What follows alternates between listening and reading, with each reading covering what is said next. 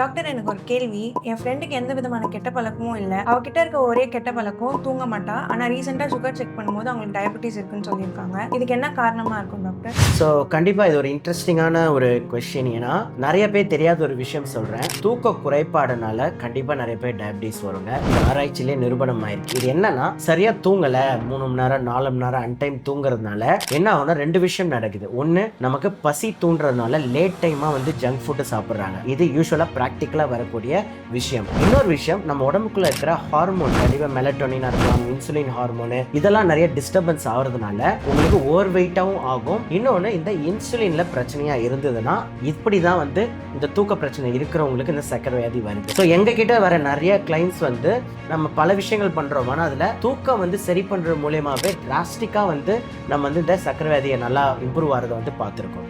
நீங்கள் டயபிட்டிஸ் கஷ்டப்பட்டுட்டு இருக்கீங்க, இதை பற்றி மேலும் தெரிஞ்சுக்கணும், எங்களை தொடர்பு கொள்ளணும் நீங்கள் விருப்பப்பட்டீங்கன்னா இந்த ஸ்க்ரீனில் ஒரு நம்பர் இருக்கு இல்லையா, இதுக்கு கால் பண்ணலாம். இல்லை டிஸ்கிரிப்ஷன்லையும் லிங்க்கும் கொடுத்துருக்கேன், நீங்கள் எங்களை தொடர்பு கொள்ளுங்கள்.